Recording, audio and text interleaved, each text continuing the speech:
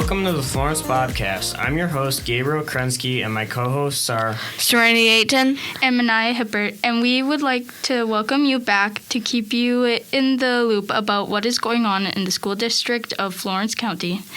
This is episode 3, March 2024. We would like to congratulate the following students/teams that played in the grade 8 winter games, with 7th grade boys dodgeball getting 3rd and 5th place, bowling with 4th grader Jasmine Smith with 5th place, 5th grader Pam Smith with 1st place, 8th grader Alexis Santi with 5th place, 5th grader Xander Lee with 4th place, 7th grader Jackson Ray with 3rd place, 8th grader Devin Melks with 2nd place, archery, 5th grader Liam McCarthy with 1st place, and 4th grader Gloria Aten with 2nd place.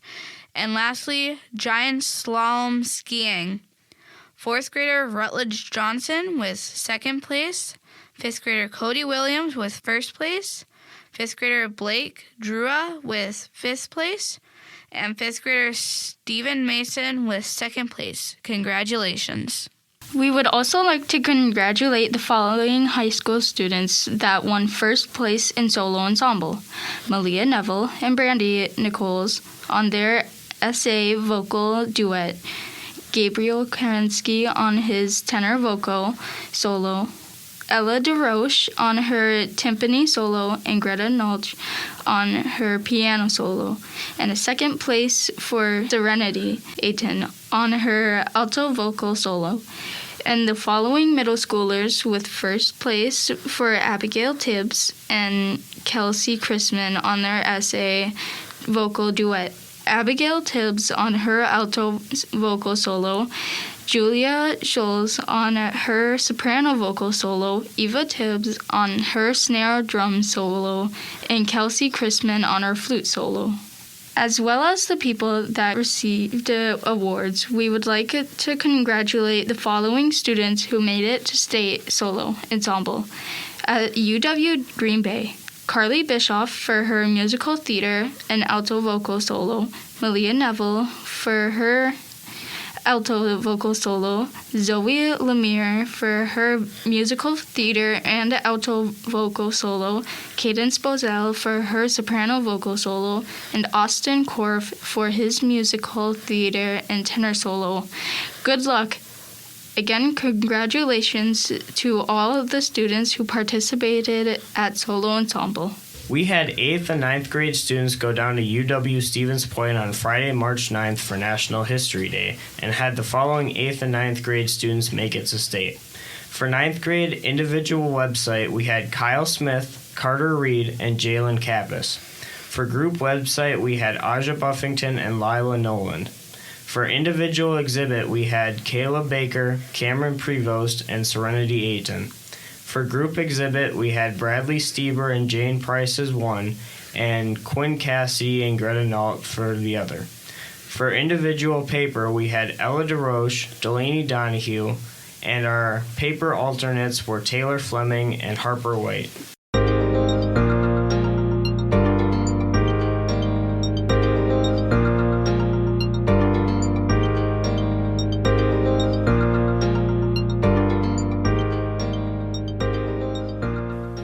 We would like to welcome Mrs. Pam Smith and Mrs. Amy Johnson to explain the National History Day trip and what it consisted of. What is National History Day?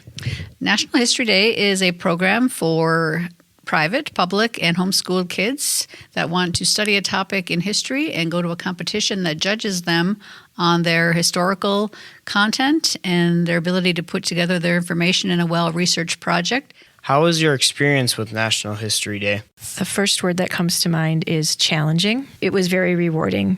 National History Day is probably one of the most difficult projects that students will encounter, which means it becomes challenging for me as their teacher as well. Many students are working on many different topics that range anywhere from World War to women's rights to Title IX. So to keep tabs on all of those different topics and helping kids and steering them in the right direction with their research can be quite challenging and quite busy, but to see the end results is very rewarding, and see what the kids learn and what they're able to do with what they learn is very neat to see.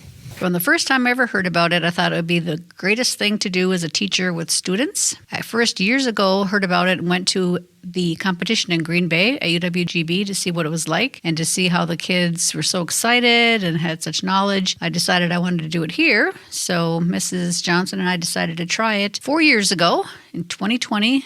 Exactly days before the pandemic shut down our school. But I love it because it allows students to choose topics of interest, to become excited about history, to become excited about learning, and to just see what they're capable of, and then being really proud of their ability to do a very in-depth, very complex history project and research project, and then be able to carry on from a local to a regional and then a state, maybe even a national competition to show that they are very competent at their research and history skills. How often does this trip take place in Florence? Well, Mrs. Johnson and I, we try to do it with our 8th graders and our 9th graders. We feel that's the best place in the curriculum to do it. And the curriculum wants students to have an opportunity to create their own inquiry projects and to bring those to fruition. So we try to do that at a young age so they can have those skills and carry that through all the way through high school and beyond.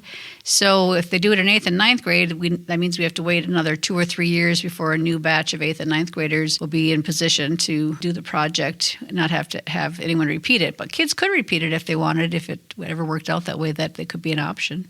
Is this a trip you plan to do often?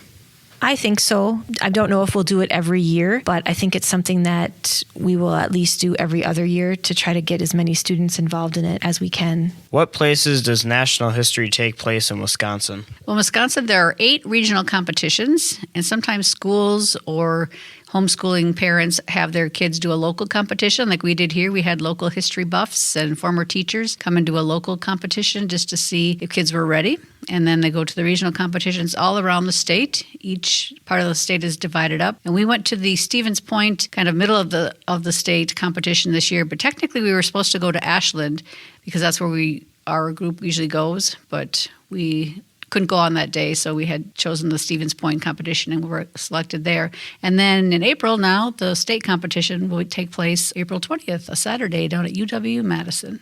What are the requirements for National History Day? There are a lot. First of all, they come out with an annual theme every year. And so you have to brainstorm what your interests are, what your skills are, and start there and making sure your topic fits within the theme. And then after that, you then spend a lot of time researching and thinking about what topic or project category you'd like to compete in. Then once you have that all figured out, you continue with your research, think about how you're going to put it all together, and then you put your research together in whatever project type you decide. And that usually takes weeks to complete. And then you have to put together an annotated bibliography, a title page, and then you have to write a process paper in addition to that to complete an entire project.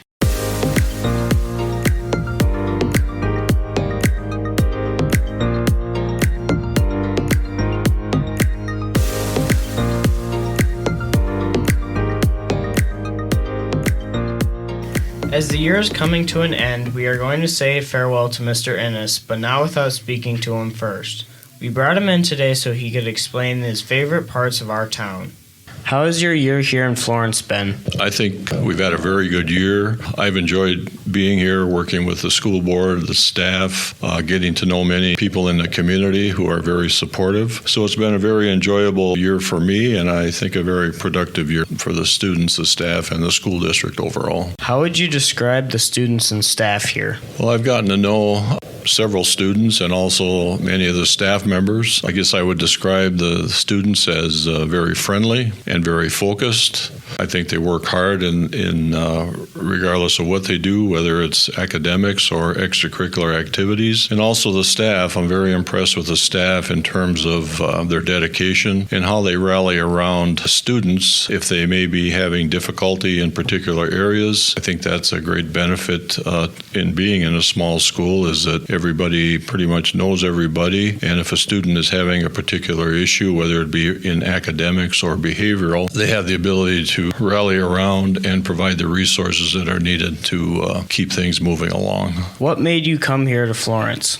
Well, since I retired initially in 2011 from a school district in Door County, I was in for a little over 23 years. I've been doing these interim superintendent jobs from time to time, and really this is like the fourth interim superintendent's job that I have been involved in. I've really enjoyed them. I've enjoyed going into new communities and new schools and trying to help out if there is something, that they need in particular. How I came to Florence was I really wasn't looking for a job, but I got a call from someone that knew the job was available, asked me if I was interested, and, I thought about it and I said, yes, I'm interested. So obviously, that led to coming up here and meeting the board. As a result, I've spent almost a full year here already. What was your favorite part of Florence? Well, I think from a school district standpoint, like I said, I've enjoyed working with the school board. I think they're very committed to the district and want to see the district do extremely well. I've enjoyed the students in terms of their friendliness and their commitment, the work that they do, whether it's in academics or extracurricular activities. And I've also enjoyed the staff, working with the staff. Like I said, they're very,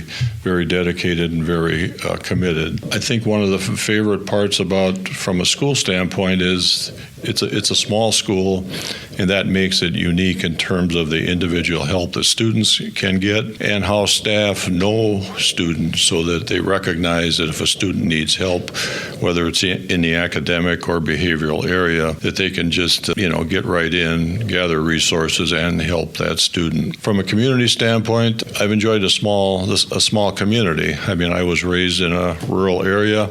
I was raised in northern Wisconsin, so things have changed over years, but there's still a lot of similarity in regard to communities, how people know each other, how they support each other, how they rally around their kids and their school to have the best outcome that they can get. What was your favorite activity that we did this year? I think seeing the community, I just mentioned community rallying around kids, and I think that was so indicative when it came to the state football championship, the support that the students got and the following that they got and the excitement that it brought to the community in terms of the success of the kids, but also what it meant to the community to see their kids do well. That was athletics, but I think that translates over to all the other areas of the school, whether it be academic or whatever. Schools belong to the community, and to see the community support the kids, but also throughout the year support the school district overall. That was one of my favorite times here, just seeing that whole thing come together and how successful it was.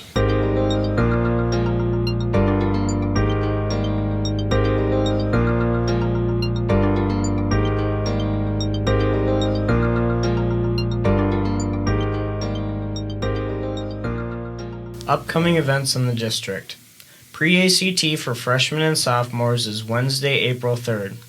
National History Day state competitions and forensic state competitions are April 20th. Trees for Tomorrow for 7th grade class members is taking place May 5th through the 7th. The elementary concert is April 26th.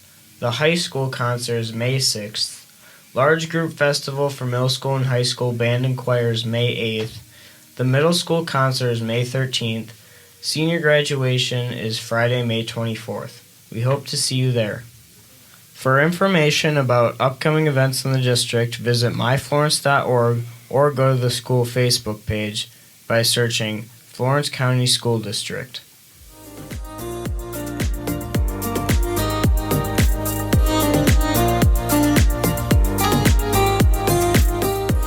That wraps it up for this episode of the Florence BobCAST. For more information about events at the school, please visit our website, myflorence.org, or the Florence County School District Facebook page. This episode was produced by Gabriel, Krenzke, and Mr. Robert Knox. Our theme music is Reflection by Roa, and this podcast has been a production of the Florence High School Music Department. Look for our final episode of the season to air in May, and we hope you can join us. Until then, thank you for tuning in to the Florence BobCAST.